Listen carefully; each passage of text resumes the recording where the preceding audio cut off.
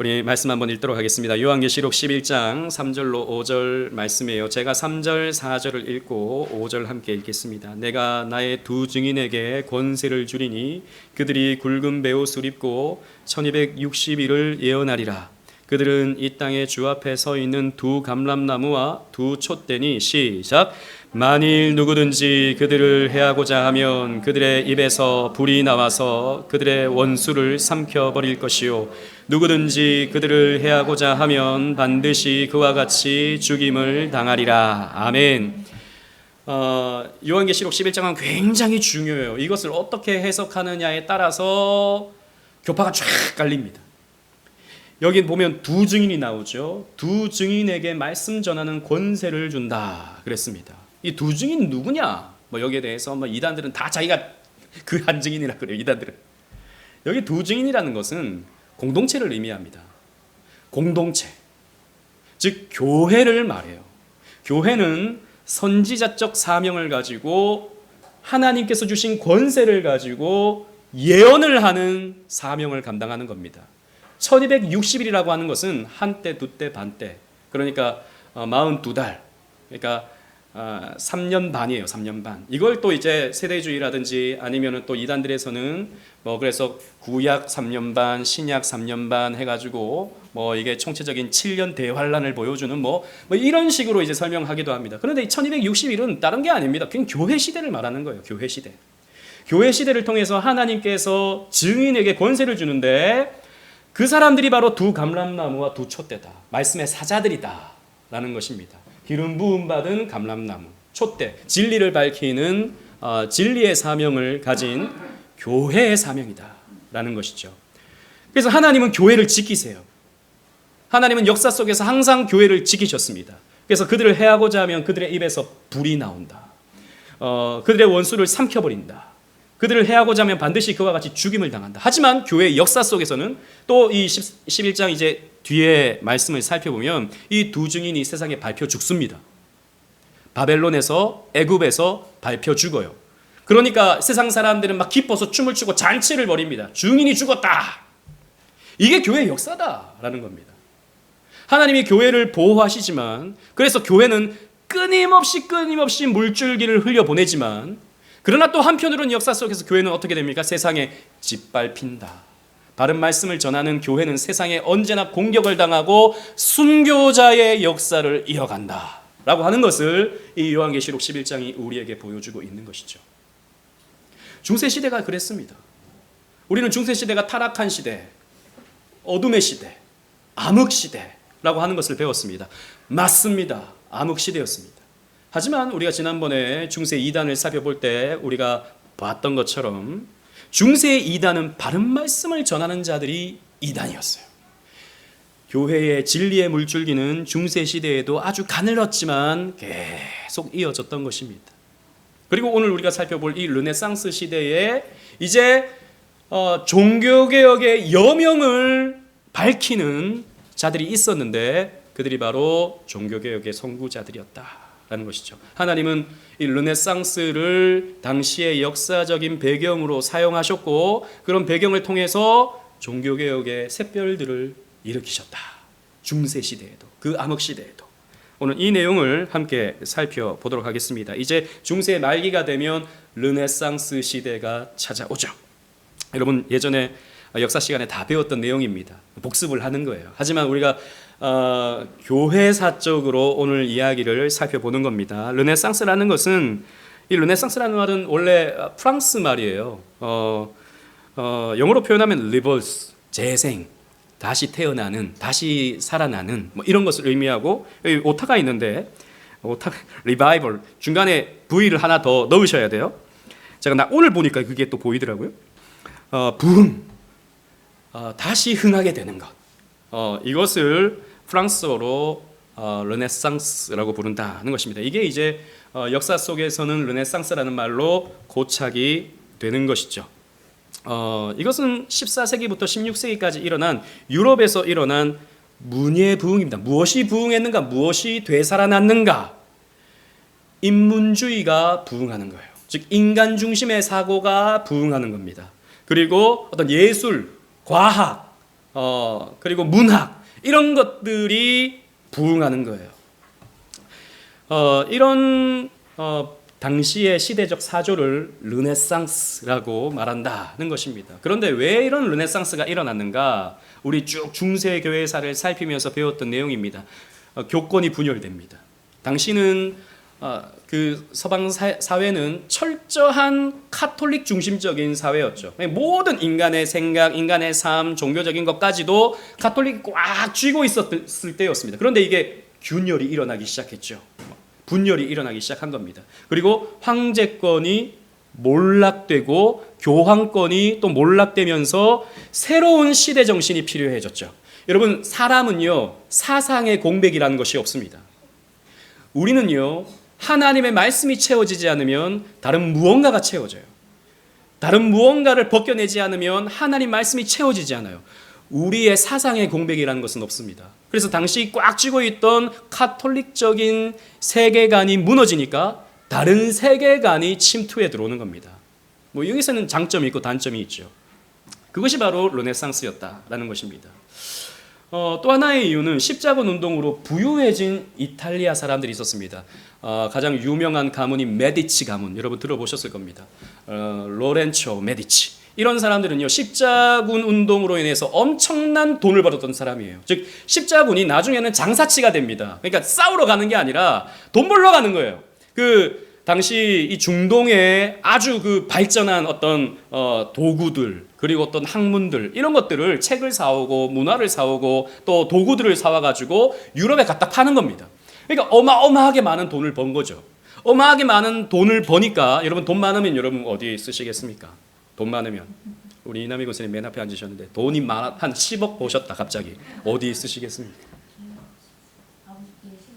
11조 드리고 집 사고 차 사고 예, 좋습니다. 예, 좋은 거예요. 그건 나쁜 거 아니에요. 돈 벌면 그렇게 하면 되죠. 저 11조를 또 드렸으니까 그냥 겁니다. 돈이 많아지잖아요. 그리고 집 사고 차 사고 다 하잖아요. 그 다음에는 뭐 하는가? 명품 사셔야 돼요. 명품 백 하나 사셔야 돼요. 그리고 그림 하나 사셔가지고 집에도 하나 걸어놓고, 그죠? 이런 거 하는 겁니다. 당시 이 메디치 가문이 그렇게 한 것입니다. 그러니까 이거 돈이 많으니까 이거 좀 뭔가 좀 갖다 놔야겠다 생각을 해서 그림, 당시에 레오나르도 다빈치, 미켈란젤로 이런 사람들한테 이제 돈을 갖다 주면서 그림 좀 가져와줘. 이렇게. 그러니까 이게 경쟁이 되는 거예요. 누구 집에는 누구 그림이 있더라. 누구 집에는 뭐가 있더라. 이게 막 소문나기 시작하면서 막 경쟁이 일어나기 시작하면서 당시에 어떤 예술 이런 것들이 막 발전하기 시작하죠. 그리고 사상적으로는요, 콘스탄티노플이 함락이 됩니다. 여러분, 콘스탄티노플이 어디라 그랬죠? 동로마의 수도였습니다. 근데 동로마가 당시 오스만 투르크에 의해서 정복을 당해버리는 거예요. 당시 그러니까 터키 지역에는 다 그리스 사람들이 살고 있었는데 이 투르크족들이 들어오니까 이 사람들이 어디로 가게 됩니까? 서쪽으로 가게 되는 거예요. 즉 이 당시에 터를 잡고 있던 로마의 전통을 잇고 그리스의 전통을 잇던 사람들이 서쪽으로 옮겨가게 되는 겁니다. 우리가 지난번에 살펴봤듯이 당시 서방 세계는요, 그리스 로마 사회가 아니었습니다. 어떤 문화를 가지고 있었죠? 게르만 문화를 가지고 있었다고요. 프랑스라든지 신성 로마 제국 이런 것들은요, 다 게르만족들이 세운 나라입니다. 그러니까 당시에 로마의 정통을 잇던 사람들은 동로마로 다 가고 없는 거예요. 그런데 이 사람들이 투르크족들을 피해서 서진하면서 그들이 가지고 있던 그리스 로마 전통을 가지고 오는 거예요. 그리스 로마의 화려한 석조, 그리고 그리스 로마의 화려한 어떤 문화들, 예술들, 고전들 이런 것들을 가져오기 시작하는 겁니다. 이런 것들을 서방 세계가 보기 시작하는 거예요. 이야, 이런 게 있었네. 우리는 교황이 명령하는 것에 따라서 그냥 일사불란하게 군대처럼 움직이는 것이 최선의 삶이라고 생각했는데, 아니네, 인간이라고 하는 존재는 이렇게 자발성을 가지고 주체성을 가지고 살아갈 수 있는 거네 라고 하는 생각을 가지게 되고, 그래서 그림에도 그런 것들이 나타나고, 그래서 여러분 르네상스 시대의 그런 유명한 화가들이 그린 그림을 보십시오. 인간을 그리기 시작하죠. 인간을. 그 전까지는 다 성화였습니다. 성화.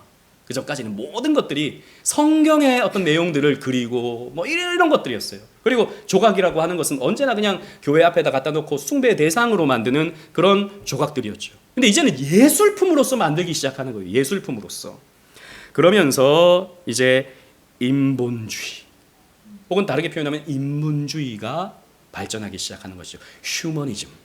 그래서 르네상스는요, 꼭 따라오는 뒷말이 있는데 그게 뭐냐면 휴머니즘입니다. 인간주의, 인본주의 혹은 인문주의 이런 것들이 따라오게 되는 것이죠.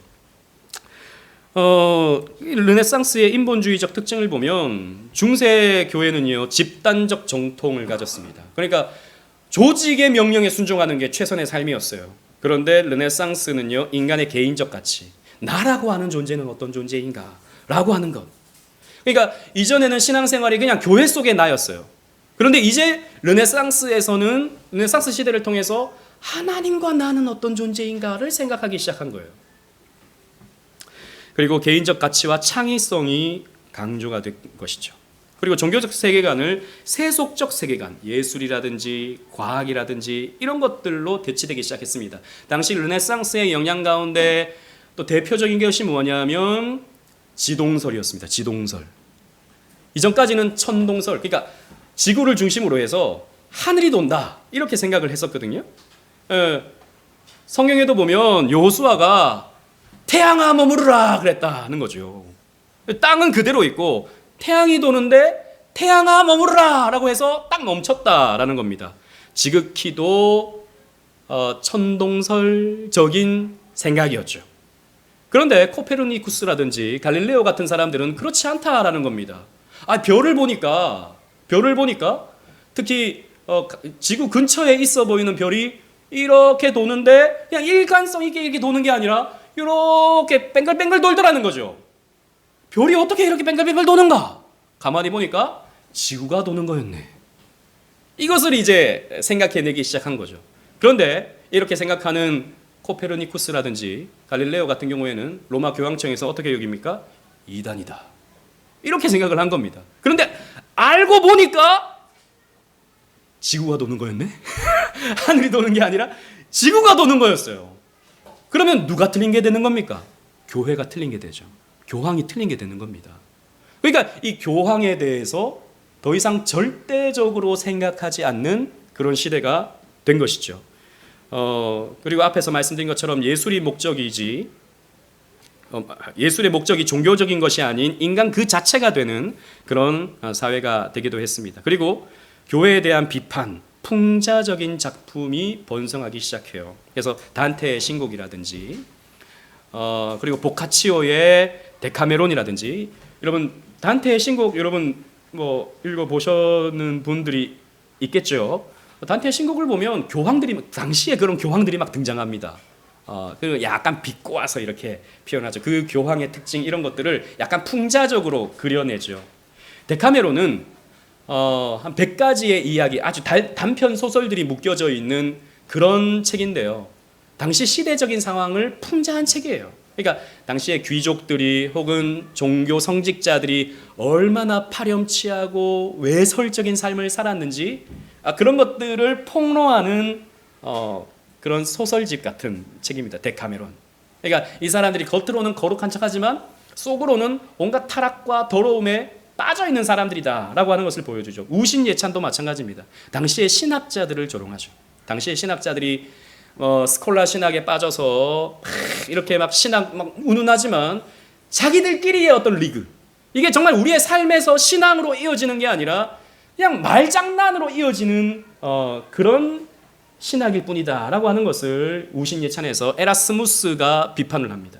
그리고 토마스 모, 유토피아를 사람들이 막 만들어내는 것 같지만 이 세상에는 이런 유토피아가 없다라고 하는 것을 이 토마스 모어는 이 유토피아라는 책에서 그려내죠. 그래서 여러분 이 유라는 말은요, 헬라어적 근원을 따져보면 없다 이런 의미예요. 토피아라는 말은 나라, 없는 나라. 사람들은 유토피아를 막 추구하지만, 그래서 중세시대 때 무슨 가톨릭 국가를 이루어서 대단히 뭔가를 하는 것 같았지만 사실 그런 유토피아는 없다라고 하는 것을 이 토마스 모어는 유토피아를 통해서 풍자하고 있는 것입니다. 이런 책들이 당시 중세 말에 막 쓰여지기 시작한 거예요. 어느 사회나 혼란한 사회에서는 이런 풍자적인 작품들이 등장하기 마련이었죠. 그리고 이제 중세에서 근세로 옮겨가는 과도기적 문화혁명으로서 이 르네상스가 역할을 하게 됩니다. 그래서 우리는 지금 교회사를 살펴보고 있지만 그냥 세계사에서 중세와 근세를 나누는 그 분기점이 우리는 종교개혁이에요. 1517년 종교개혁, 교회사에서는. 그러나 세상적인 그냥 일반 역사학에서는 르네상스를 기점으로 중세와 근세를 나눕니다. 하나의 과도기적 문화혁명이었다라는 것이죠. 그리고 유럽 사회의 전 분야에 걸쳐서 하나의 문명사적 흐름으로 나타난 운동이었다. 그러니까 전 세계관을 바꾼, 시대 정신을 바꾼 사건이 바로 르네상스였다라는 것이죠. 이 르네상스의 인문주의자들 두 사람만 좀 살펴보겠는데요. 첫 번째는 지난번에도 우리 중세교회사 서론에서 살펴봤던 페트라르카라는 사람입니다. 이 사람은요, 르네상스 인문주의의 아버지다라고 이렇게 평가를 받아요. 이 사람은 고전을 읽기 시작했습니다. 당시 이제 이 그리스 로마의 책들이 콘스탄티노플에 있던 그런 책들이 이제 이쪽으로 옮겨오면서 페트라르카는 이탈리아 사람이었는데요. 고전을 읽기 시작한 겁니다. 키케로라든지 혹은 아우구스티누스의 책들이라든지 어거스틴의 책들이라든지 특히 그런 교부들의 책을 읽으면서 우리의 신앙이 교부들의 신앙과 다르다라고 하는 것을 생각하기 시작했어요. 그래서 뭐라고 외쳤냐면 아드 폰테라고 외쳤습니다. 이 아드 폰테라는 말은 원천으로부터 우리는 원천을 찾아가야 된다. 고전을 찾아가야 된다. 지금 우리는 왜곡되어진 세계관을 갖고 있다라고 하는 주장을 하기 시작했습니다. 그래서 여러분 이 아드 폰테라는 말은 종교개혁자들의 구호가 돼요. 나중에 종교개혁자들은 아드 폰테, 원천이 무엇입니까? 우리 신앙에 있어서 원천은 무엇입니까? 그렇죠. 성경으로 돌아가야 된다라고 하는 것으로 이제 발전이 되는 것이죠. 그래서 이 페트라르카는 아우구스티누스를 열심히 연구하면서 책을 썼는데 대화라는 책을 썼어요. 그래서 자기가 아우구스티누스에게 묻고 아우구스티누스가 자기에게 답하는 식으로 책을 쓴 겁니다. 그래서 우리의 신앙이 얼마나 지금 변질되어 있었는가, 우리가 추구하는 신앙이 무엇이 되어야 하는가에 대해서 페트라르카는요 좀 종교적이기보다는 사상적으로 이 책을 쓴 겁니다. 그리고 이제 중세라는 말을 처음 쓴 사람이 페트라르카예요. 그러니까 우리가 사는 이전 세대, 이전 시대는 중세라고 말할 수 있다. 그리고 이 시대는 암흑 시대다, 다크 에이지다. 이렇게 이제 말했던 사람이 페트라르카였습니다. 페트라르카는요 중세 교황주의에 대해서 신랄한 비판을 했어요. 특히 당시 페트라르카가 살아가는 당시에 아비뇽 교황청을 겪었거든요. 이 사람은 아버지를 따라서 아버지가 교황청에서 일하는 사람이었기 때문에 아버지가 이제 그 교황청이 옮겨가니까 아비뇽 유수로 인해서 옮겨가게 되니까 자기도 아비뇽에 갔던 것이죠. 그런데 그 아비뇽에서 얼마나 많은 타락된 모습과 교황의 인간적인 모습, 죄악된 모습들을 보면서 이렇게 표현한 것입니다. 이거 지난번에도 한번 언급했던 적이 있었는데요. 교황청을 향해서 모든 악의 하수구, 모든 범죄의 소굴, 서방의 바벨론이다. 이렇게 표현을 한 것입니다. 그리고 또 한 사람의 인문주의자, 우리가 기억해야 될 인문주의자, 바로 에라스무스라는 사람입니다. 이 사람은 거의 종교개혁 시대 때, 그러니까 루터와 동시대 사람이에요. 이 사람은요 교수 신학을 벗어나야 된다라고 주장을 했어요. 즉 신학이라고 하는 것은 신학교에서 어려운 말을 써가면서 알아듣지 못하는 말을 하는 그런 사람들의 노름이 아니라 쉬운 신학으로서 농부들과 어린이도 배울 수 있는 신학이 되어야 한다라고 하는 것을 주장했습니다. 저는 우리 주일날 저녁이 되면 우리 밤에 제가 아이들을 위해서 기도해주고 또 자기 전에 퀴즈 대회를 해요. 그러면 제가 묻습니다. 오전과 할까 오후과 할까? 그럼 오전에 들었던 말씀 가지고 제가 퀴즈를 내요. 근데 우리 유건이는 아빠 나는 오후가 좋아. 오후가 재밌어. 진짜입니다. 그래서 우리 유건이는요, 오늘 사실 저하고 짠 게 있어요. 제가 딱 물어보면 자기가 답을 하겠대요. 그 답이 뭐였냐면 르네상스였어요. 근데 제가 지나가 버렸어. 자기가 한번 멋지게 맞춰보고 싶대요.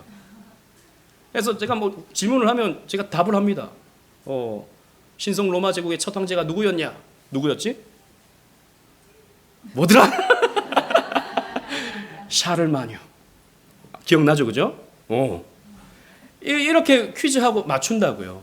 여러분, 신학은 교수들의 노름이 되어서는 안 됩니다. 신학은요, 우리 모두의 것이에요.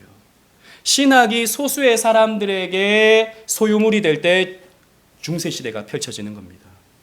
종교개혁 시대는 뭐냐면 신학의 대중화예요. 모든 사람들이 교리를 배우고 모든 사람들이 역사를 배우고 모든 사람들이 성경을 배우는, 그래서 말씀을 분별할 줄 아는 개개인이, 그런 시대가 종교개혁 시대였고 그 신앙을 따르는 것이 종교개혁 신앙입니다.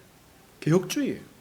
그래서 여러분들은 이 시간에 참여하시고 이 시간에 배우셔야 되고 이 시간에 여러분들은 분별하셔야 되는 겁니다. 그래서 이 에라스무스는요, 교리는 별로 안 좋아했어요. 막 교리 당시에 스콜라 철학에서 막 누가 원래 그러네 막 싸우는 이런 거 별로 안 좋아하고 성경 해석에 중점을 뒀습니다. 이거는 좀 문제예요. 여러분, 교리 성경 해석도 중요한데 결국에는 교리 성경 해석에 따라서 교리가 결정되는 거죠. 같이 중요한 겁니다. 그런데 이 에라스무스는요, 성경 해석에 중점을 두고 성경 주석을 집필했어요. 모든 사람들이 좀 성경을 보고 해석할 수 있도록. 루터가 이 책을 보는 겁니다. 루터가 이 에라스무스의 책들을 보면서 성경을 연구하기 시작하죠. 그리고 헬라어 신학 성경을 출판했어요. 당시 사람들은요, 이 게르만족들은요, 헬라어를 잘 몰랐습니다. 라틴어를 사람들이 가르쳤고, 라틴어도 너무 어려서 사람들이 몰랐죠. 그런데 에라스무스는 당시의 사본들을 이렇게 모아서 본문 비평을 거친 후에 정말 성경이 무엇을 말씀하고 있는가, 이것을 헬라어 신약 성경으로 출판해서 사람들에게 가르쳤다라는 것이죠. 그래서 이 에라스무스를 통해서 사람들이요, 헬라어를 공부하기 시작했고 헬라어로 성경을 보기 시작한 겁니다. 70인역을 보고 또 신약 성경을 보면서 성경은 이렇게 기록되어 있는 거구나 라고 사람들이 보기 시작했어요. 헬라어는요, 여러분들이 조금만 공부하면 읽을 수 있고요, 조금만 공부하면 해석할 수도 있어요. 여러분들이 영어를 좀 아시면 영어하고 비슷한 부분이 많거든요. 또 사어기 때문에 막 발전하고 이런 게 없어요. 이 당시에 코인의 헬라어는. 그래서 신학교 가면 이제 가장 먼저 배우는 게 히브리어 헬라어를 배우죠. 그렇다고 해서 제가 헬라어를 딱 보면 다 이해할 수 있는 그런 것은 아니지만, 아무튼 원문을 통해서 정말 성경에서 뭐라고 말하고 있는가를 가르치기 시작했다는 것입니다. 그리고 불가타역, 당시 라틴어로 기록되어 있던 볼게이트역, 불가타역의 오역을 지적하기 시작했어요. 불가타역의 오역이 굉장히 많습니다.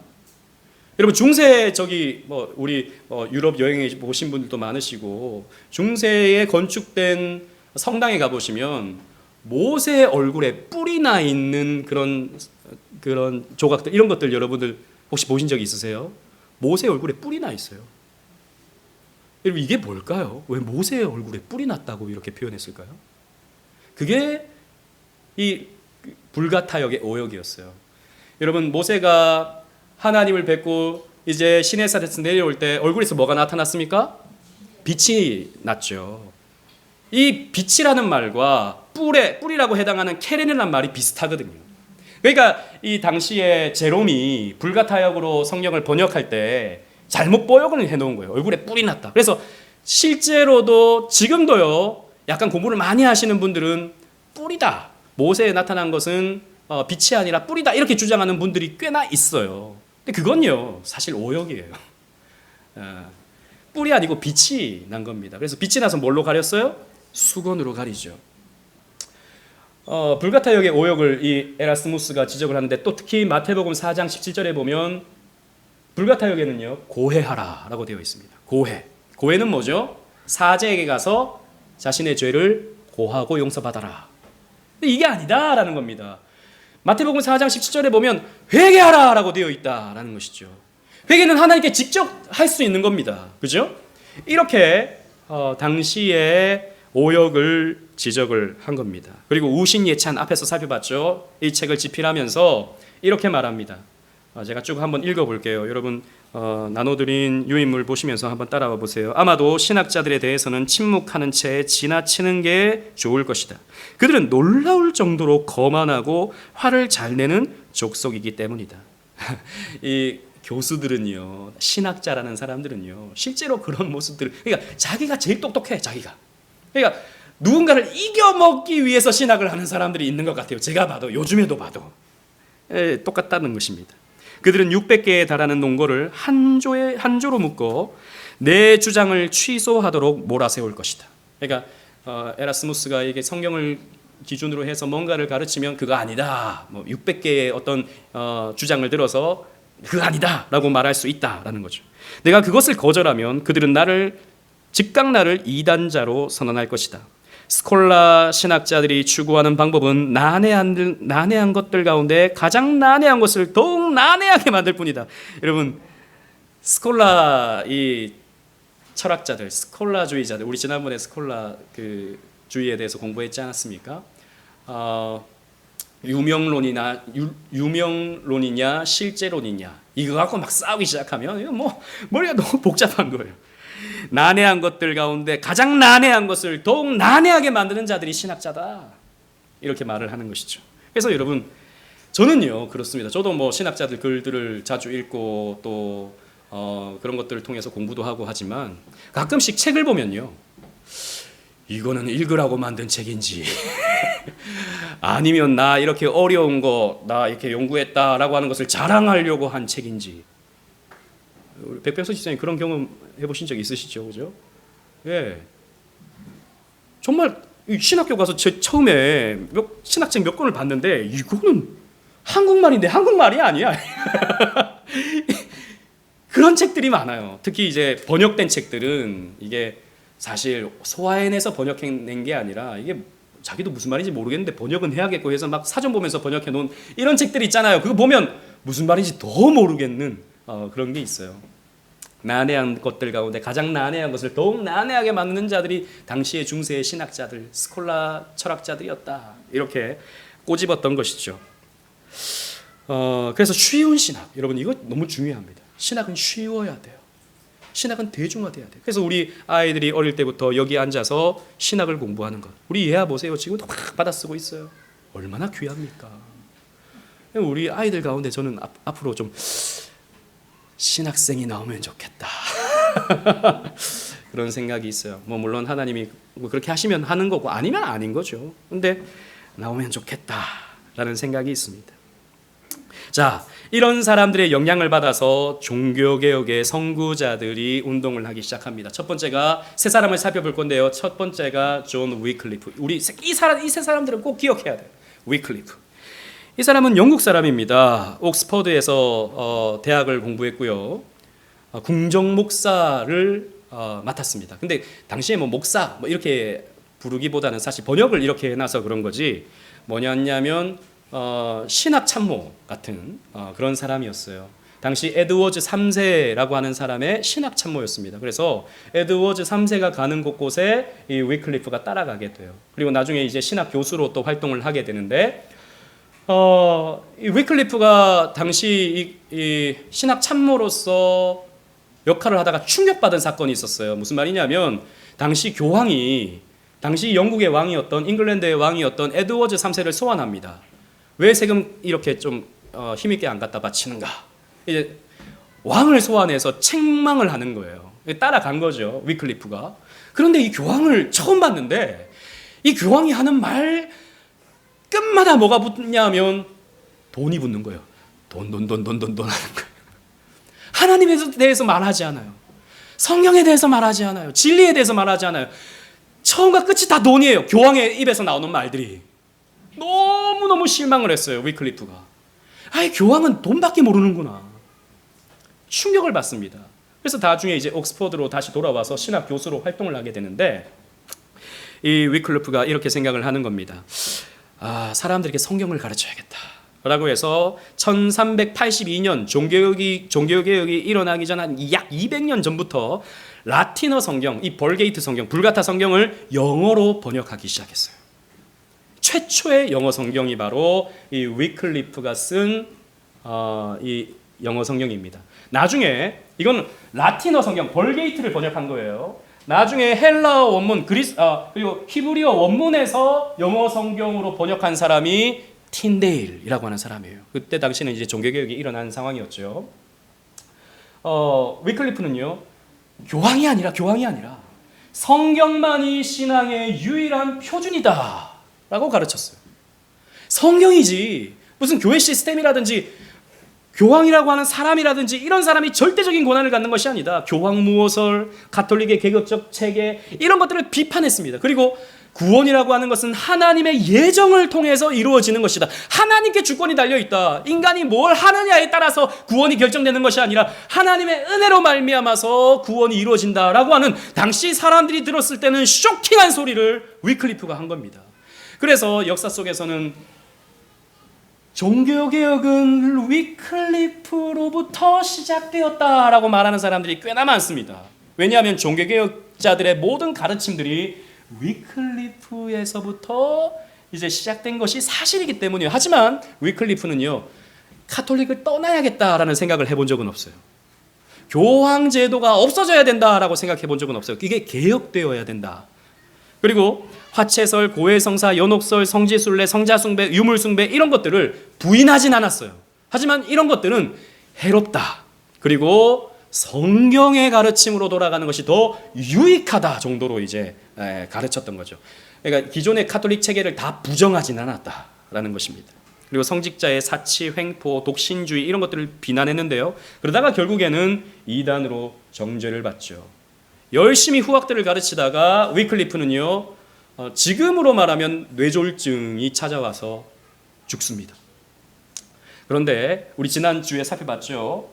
개혁공의회, 나름 카톨릭의 개혁공의회였던 콘스탄츠 공의회 결의로 인해서 이단으로 정죄받아서 그 뼈가, 이미 위클리프는 죽고 없는데 그 뼈를 들추어내서 뼈를 불태웠습니다. 그리고 그 뼈를 갈아서 영국의 라인강에 뿌려버렸죠. 그래서 어떤 신학자는 이렇게 표현합니다. 위클리프의 그 뼈가 라인강을 흘러 저 영국 해협까지 흘러가고, 저 영국에 흘러가던 그 위클리프의 뼈가루가 온 유럽에 침투하기 시작했다. 그래서 종교개혁의 사상이, 위클리프의 사상이 전 유럽에 영향을 미치기 시작했다라고 이렇게 설명을 하기도 합니다. 실제로 영국과 유럽 종교개혁의 길을 연 사람이 위클리프입니다. 나중에 살펴보겠지만 얀 후스 이런 사람들에게 영향을 줬고, 영국에는 당시 롤라드파에게 영향을 줬어요. 롤라드파는 뭐냐면 성경을 암송하는 사람, 중얼중얼 하는 것을 랄랄랄랄라, 우리 보통 그렇게 하잖아요. 뭐 랄랄랄라 한다고 해서 롤라드파입니다. 성경을 늘 암송하는 사람들이라고. 이 위클리프의 영향을 받은 롤라드파가 영국의 곳곳에 퍼져가기 시작했던 것이죠. 그리고 최초의 영어 성경을 번역함으로써 성경이 보급돼야 된다, 성경을 우리가 알아야 된다라고 하는 사실을 사람들이 인지했던 것입니다. 이 위클리프의 영향을 받았던 사람이 요한 후스, 얀 후스가 되는 것이죠. 영어로 표현하면 요한이고, 이제 보헤미아 말로는 이제 얀이 되는 것이죠. 얀 후스, 우리 보통 이렇게 부릅니다. 이 후스는요, 당시 체코와 잉글랜드는요 연합 관계였어요. 그래서 막 공주가 시집도 오고 막 그랬습니다. 그래서 체코의 사람들이, 그 보헤미아 사람들이 영국으로 많이 유학을 갔었는데, 당시 영국 옥스퍼드에서 유학한 사람이 바로 후스입니다. 누구에게 배웠어요? 위클리프에게 배웠어요. 저자직강의 사상을 받았습니다. 그래서 이 사람이 나중에 고국으로 돌아가서 프라하 대학의 총장까지 역임을 하게 돼요. 여러분, 여기 사진이 있는데, 여러분 나중에 체코 여행 가시면 프라하 중앙에 후스의 동상이 있습니다. 여러분 아는 척을 하셔야 돼요. 나중에 저 누군지 아느냐? 후스다, 후스. 스승이 누군지 아느냐? 잉글랜드의 위클리프다. 이러면 사람들이 오 이런다고요. 네, 아는 척을 하기 위해서 지금 공부를 하는 게 필요합니다. 그래서 이 위클리프의 사상을 그대로 전수받은 사람이 후스입니다. 그래서 교황 정치는 부패되었다. 면죄부판매. 당시 여러분 이 후스가 사는 동안에는 우리 지난주에 살펴본 것처럼 교황이 난립했습니다. 교황이 난립해가지고 여기도 교황, 여기도 교황, 여기도 교황 해가지고 이 한 사람이 먹던 것을 세 사람이 나눠 먹으려니까 이게 부족한 거예요. 그러니까 이 면죄부 이런 것들을 만들어내서 막 찍어내가지고 사람들에게 막 팔고 그래서 그 교황청에 그 국고를 채우려고 하는 그런 상황이었습니다. 이런 면죄부 판매는 마귀적이다라고 주장했던 사람이 후스였어요. 그리고 성직자와 신자들은 도덕적인 생활을 해야 되고 이런 주장을 하다 보니까 당시 교황청으로부터 또 성례 참여는 후스는 금지다. 시리를 받은 거죠. 그리고 이 후스를 잡으려고 애를 씁니다. 그러니까 도망을 다녔죠. 도망을 하는 중에 교회론을 저술합니다. 이 교회론의 중요한 것 두 가지. 후스가 주장했던 교회는 어떤 교회인가? 교회라고 하는 것은 교황을 머리로 해서 세워지는 공동체가 아니라 그리스도를 머리로 해서 세워지는 공동체다라고 주장을 했어요. 교회의 주인은 그리스도다. 사람이 아니다. 시스템이 아니다. 교회의 주인은 그리스도시다 라고 하는 것을 가르쳤고요. 두 번째는 뭐냐면 교회는 택자들의 모임이다. 선택받은 사람들이 모여서 예배하고 찬양하는 공동체가 교회다. 택자들의 모임, 선택받은 사람들의 모임이다 라고 하는 것을 후스가 가르쳤던 것입니다. 마찬가지로 콘스탄츠 공의에 출두하라는 명령을 받아요. 이미 위클리프는 죽고 후스는 살고 있었는데 너 콘스탄츠 공의에 와 이렇게 한 거죠. 근데 제자들이요 후스를 만류합니다. 가면 죽습니다. 선생님 가면은 끝납니다. 지금 분위기가 봤을 때 이단으로 이제 몰려서 죽임 당할 게 뻔합니다 라고 말합니다. 그러나 후스는 그래도 내가 가서 설명을 해야겠다 라고 말을 해요.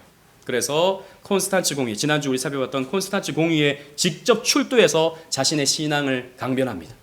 그런데 아니나 다를까 이단자로 규정되어서 화형에 처하게 되죠. 후스가 화형을 당합니다. 후스라는 말은요 거위라는 말이에요. 거위. 그래서 후스가 순교당하면서 이렇게 말합니다. 지금 당신들은 한 마리의 거위를 불에 태워 죽이고 있다. 그런데 100년 후가 되면 백조가 와서 노래를 부르게 될 것이다. 너희들은 그들의 말을, 그들의 노래를 막을 수가 없을 것이다 라고 말해요. 실제로 후스가 죽고 1415년에 죽어요. 100년 후에, 정확히 100년은 아니에요. 100년 후에 백조가 나타나요. 그 백조가 누굽니까? 그렇죠. 자신감 있게 말하세요. 마틴 루터. 마틴 루터가 노래를 부르는데 이제는 막을 수가 없어요. 후스는 막지만 루터는 막을 수가 없어요. 여러분 마치 예언자처럼 이 후스는요 그렇게 말하고 순교를 당했습니다. 그래서 보헤미아의 지금 체코 지역에 가장 영향력 있는 개혁의 선구자로서 프라하 중앙광장의 가장 중심에 이 후스의 동상이 세워져 있습니다. 사람들은 기억하는 거죠. 후스의 영향이다. 후스의 열매다. 지금 우리가 이렇게 신앙생활 하고 있는 것, 지금은 또 체코도 마찬가지로 많이 인본주의화 되어 있지만 당시 사람들은, 종교개혁 시대 때 당시 사람들은 후스의 열매다 라고 생각을 했던 것이죠. 그리고 후스를 따르는 개신교적 교파들이 탄생합니다. 그러니까 이 갈릭스트파는요 아주 이 강경파, 교황청을 무찌르자라고 하는 강경파. 그리고 타볼파는 약간 중립. 그리고 모라비아 형제교회는 우리끼리 그냥 신앙생활 잘하자라고 하는 이런 운동들이 이 보헤미아 안에서 일어나요. 그래서 이 모라비아 형제교회가 나중에 또 누구에게 큰 영향을 주는데, 여러분 누구에게 영향을 줄까요? 이 모라비아 형제교회가 웨슬리에게 영향을 줍니다. 요한 웨슬리. 웨슬리가 이 모라비아 형제교회를 보고 도전을 받죠. 아, 저렇게 신앙생활하는 사람들이 있구나. 저렇게 순결하게 신앙생활을 하는 사람들이 있구나 라는 것을 보고 고무가 되어서 경건운동을 펼쳐가는 것입니다. 그리고 보헤미아 개혁당이 결성돼서 이제 정치적으로도 이런 개혁을 이루어 가야겠다라고 하는 운동들이 후스 이후에 생겨나기 시작하는 겁니다. 그리고 세 번째로 지롤라모 사보나롤라라고 하는 사람을 우리는 기억할 필요가 있습니다. 위클리프는 영국 사람이고, 그리고 후스는 체코 사람이고, 이 사보나롤라는 이탈리아 사람입니다. 이 사람은 원래 수도원에 들어가 수도 생활하던 사람이었습니다. 그래서 이곳에서 당시 르네상스의 영향으로 인해서 성경도 보기 시작하고 고전도 보기 시작하는 거예요. 그러면서 이 사람은요, 특히 또 아우구스티누스의 책들을 보기 시작합니다. 이 아우구스티누스가 그래서 중요해요. 우리가 교회사에서 쭉 살펴본 것처럼 아우구스티누스를 우리가 배우는 것은 우리가 초대교회 신앙으로 돌아가는 데 있어서 아주 중요한 역할을 하는 겁니다. 물론 아우구스티누스가 뭐 흠이 없다 이것은 아니에요.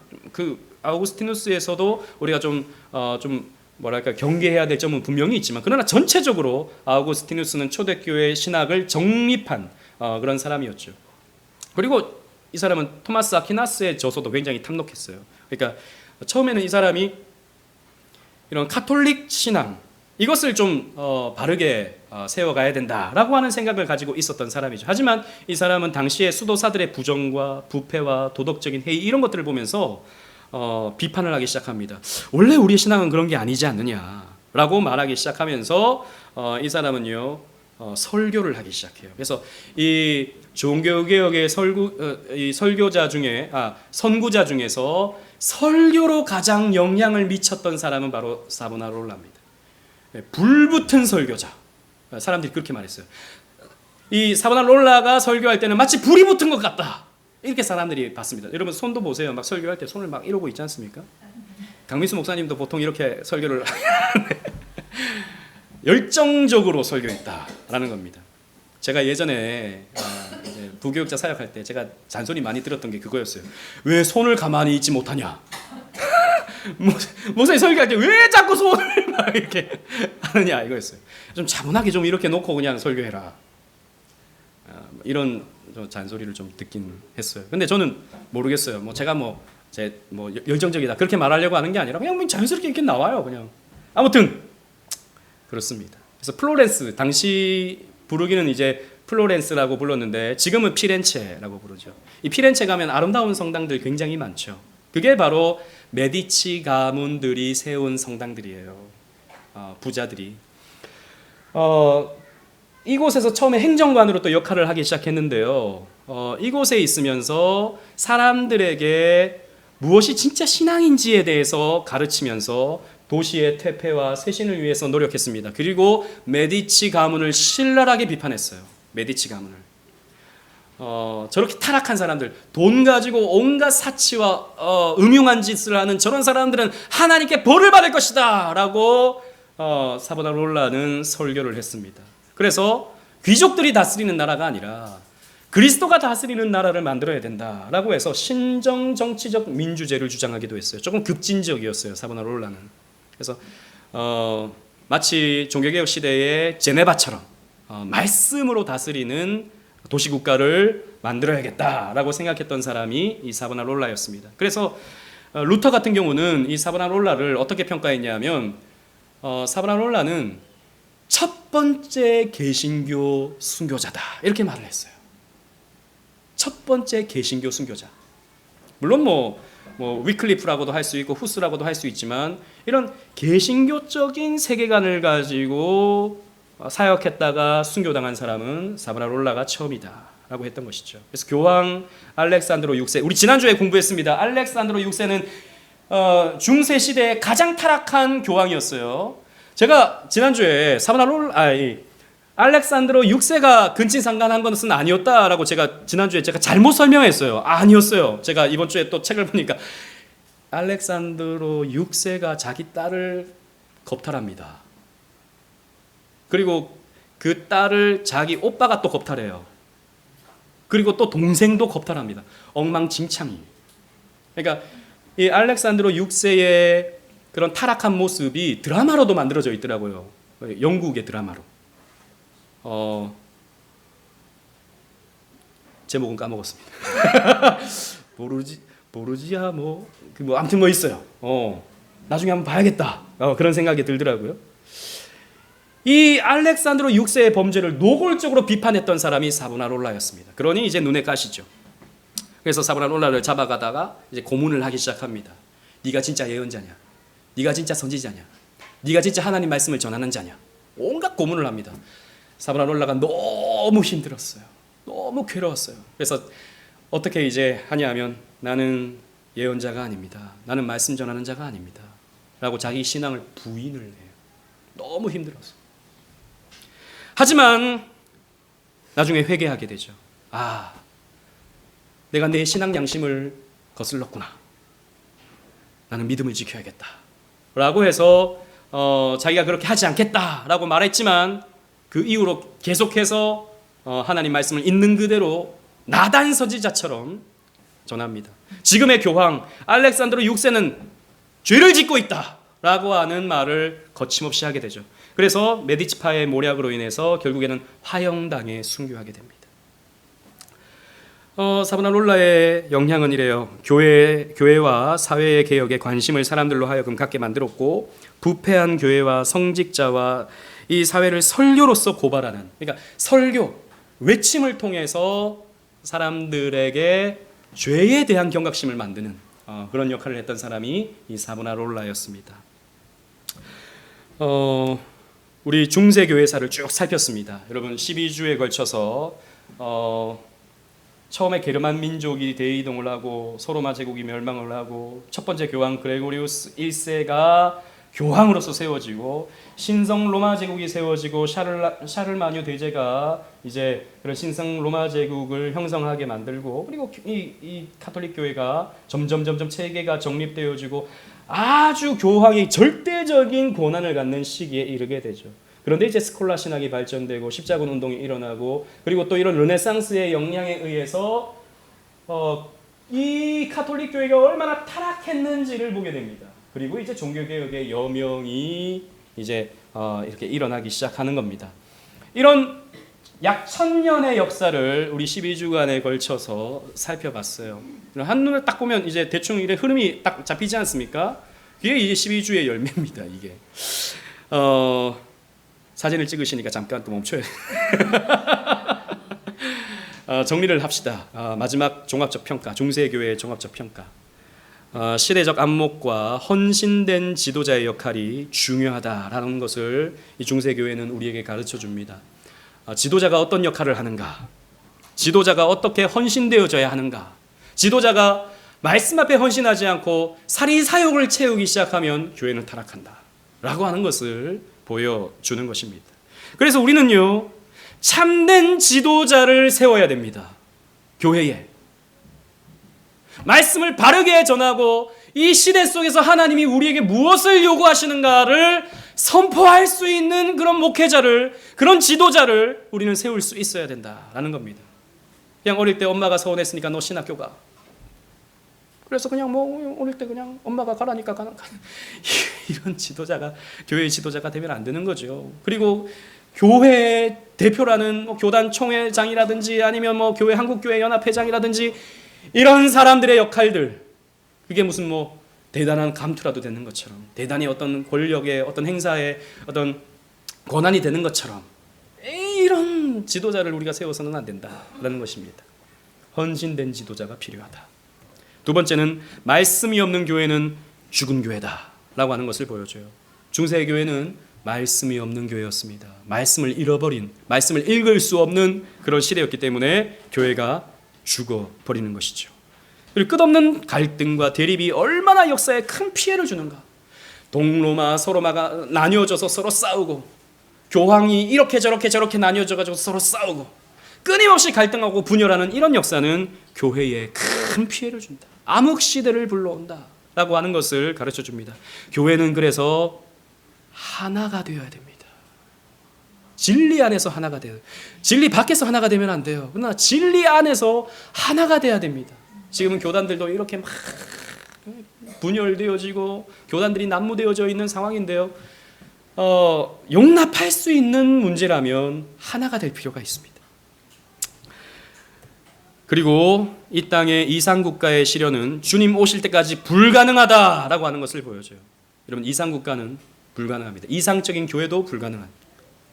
특히 정치적으로는 더욱 그렇습니다. 중세시대 때는 교황이 통치하면 마치 신정국가가 되는 것처럼 말했지만 불가능했다라는 것이죠. 그리고 학문과 경건과 실천적 조화가 얼마나 필요한지 보여줍니다. 말씀을 들었으면 그 말씀대로 실천하고 회개하며 살아가는 그런 삶이 우리에게 필요합니다. 그러나 그저 스콜라 신학자들의 말하는 것처럼 그저 누가 올래 그르네 싸우기만 하는 이런 신학은요, 죽은 신학이에요. 학문과 경건과 실천은 조화되어야 합니다. 마지막으로 새 시대를 향한 기대와 열망을 가지는 시대임을 우리에게 보여줍니다. 여러분, 어두우면 어두울수록 새벽은 밝아옵니다. 그죠? 이 시대가 어두우면 어두울수록 하나님은 또 이 시대의 선지자를 이렇게 말하면 또 그럼 선지자가 또 있나? 아니죠. 말씀을 있는 그대로 전하는 자들을, 말씀의 사역자를 세워서 하나님은요, 당신의 교회 운동을 이루어가게 하십니다. 두 증인을 하나님은 이 시대도 세워서 당신의 교회 운동을 펼쳐가십니다. 1260일 동안 이 교회 시대에 하나님의 말씀이 선포되게 하셔요. 그래서 우리는 참된 교회를 분별하고 참된 교회를 섬기며 참된 교회를 세워가야 할 사명이 저와 여러분들에게 있는 것입니다. 시대가 타락했다. 교회들이 다 문제가 많다. 여러분, 이렇게 백날 말해보십시오. 변화가 되는가? 우리는 오늘을 살아내는 겁니다.